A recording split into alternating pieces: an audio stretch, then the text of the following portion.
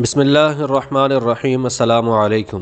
ایک شخص رسول کریم صلی اللہ علیہ وسلم کی خدمت میں حاضر ہوا اور شکایت کی کہ میرے باپ نے میرا مال لے لیا ہے۔ آپ صلی اللہ علیہ وسلم نے فرمایا کہ اپنے والد کو بلا کر لاؤ۔ اسی وقت جبرائیل امین تشریف لائے اور رسول کریم صلی اللہ علیہ وسلم سے کہا کہ جب اس کا باپ آ جائے تو اس سے پوچھئے کہ وہ کلمات کیا ہیں جو اس نے دل میں کہے ہیں، خود اس کے کانوں نے بھی ان کو نہیں سنا۔ جب یہ شخص اپنے والد کو لے کر پہنچا تو آپ صلی اللہ علیہ وسلم نے اس کے والد سے کہا کہ کیا بات ہے؟ آپ کا بیٹا آپ کی شکایت کرتا ہے کہ آپ چاہتے ہیں کہ اس کا مال چھین لیں۔ والد سے عرض کیا کہ آپ اسی سے یہ سوال فرمائیں کہ میں اس کی پھوپھی، خالہ یا اپنے نفس کے سوا کہاں خرچ کرتا ہوں؟ رسول اللہ صلی اللہ علیہ وسلم نے فرمایا، جس کا مطلب یہ تھا کہ بس حقیقت معلوم ہو گئی، اب کچھ کہنے سننے کی ضرورت نہیں۔ اس کے بعد اس کے والد سے دریافت کیا کہ وہ کلمات کیا ہیں جن کو ابھی تک خود تمہارے کانوں نے بھی نہیں سنا۔ اس شخص نے عرض کیا کہ یا رسول اللہ، ہر معاملہ میں اللہ تعالیٰ آپ پر ہمارا ایمان اور یقین بڑھا دیتے ہیں۔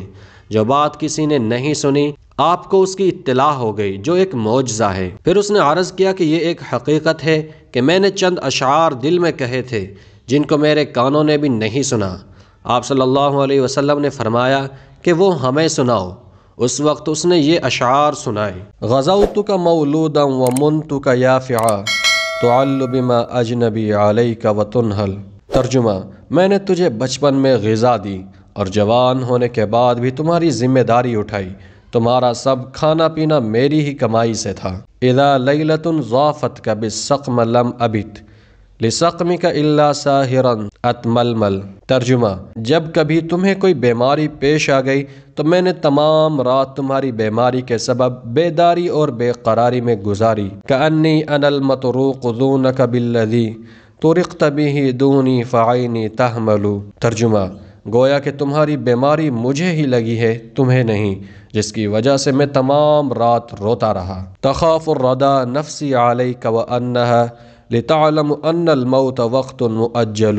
میرا دل تمہاری ہلاکت سے ڈرتا رہا، حالانکہ میں جانتا تھا کہ موت کا ایک دن مقرر ہے اور موت آگے پیچھے نہیں ہو سکتی۔ فلما بلغت السن والغایہ الیہا مدى ما كنت فیک اؤمل۔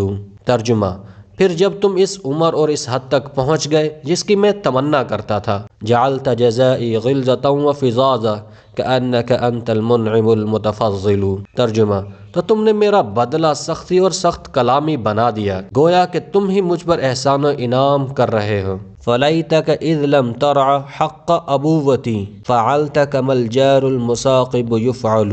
ترجمہ: کاش اگر تم سے میرے باپ ہونے کا حق ادا نہیں ہو سکتا تو کم از کم ایسا ہی کر لیتے جیسا کہ ایک شریف پڑوسی کیا کرتا ہے۔ فأولیتنی حق الجوار ولم تکن علی بمال دون مالک تبخل۔